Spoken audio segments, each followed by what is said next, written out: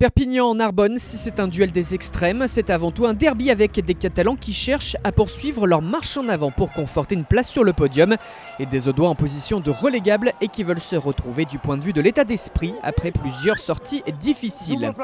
Un RCNM qui prend les commandes sur une pénalité de Stéphane Brett, mais l'USAP aux avant-postes qui attaque dans la continuité d'une pénale touche. Déjà un choix fort d'entrée, tenter de marquer l'essai plutôt que d'égaliser au pied. Et un choix payant avec l'essai de Julien Farnoux sur un service de Mathieu Acebes d'une passe sautée et l'arrière qui peut terminer sans opposition. Cela fait donc 5-3 pour les Perpignanais qui prennent les commandes. Enzo Selponi manque la transformation comme il avait manqué une pénalité 9 minutes plus tôt. Ce derby est accroché, disputé, les duels sont engagés. Si Perpignan a du déchet dans son jeu, Narbonne est très indiscipliné. Un Jonathan Dufort, l'arbitre pénalise les Narbonnais. Et le pilier anglais Thomas Bristow écope d'un carton jaune pour cette faute, mais c'est surtout une équipe tout entière qui paie pour des fautes répétées. Perpignan insiste dans son choix de jouer les pénal-touches quand l'USAP en a l'occasion. L'objectif du bonus offensif est lisible, clairement. Et contrairement au premier essai, cette fois c'est du jeu direct avec les avants, du jeu à une passe, tout en puissance, du travail de fixation dans un premier temps. Pour la conclusion ensuite sous les poteaux de Sean Héroux, le deuxième ligne néo-zélandais qui s'arrache et Perpignan qui fait le break dans cette rencontre.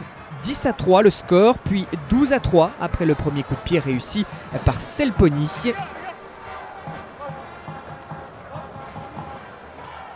Et 12-3, c'est le score à la pause à Aimé Giral.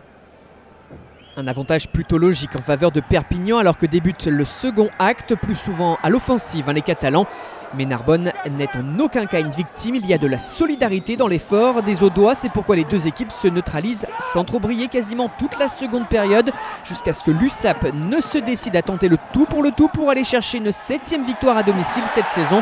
Jusqu'à présent, cela a toujours été accompagné du point de bonus. Et le voilà qui se met en place grâce au doublé de Héroux. Le RCNM a eu des situations mais n'a pas su conclure et l'équipe craque à 14 contre 15 alors que Brieux Plessis-Couillot venait de quitter la pelouse suite à un choc. Le deuxième ligne pour une conclusion typique entre puissance et vitesse. Cela fait 19-3 après la transformation de Selponi.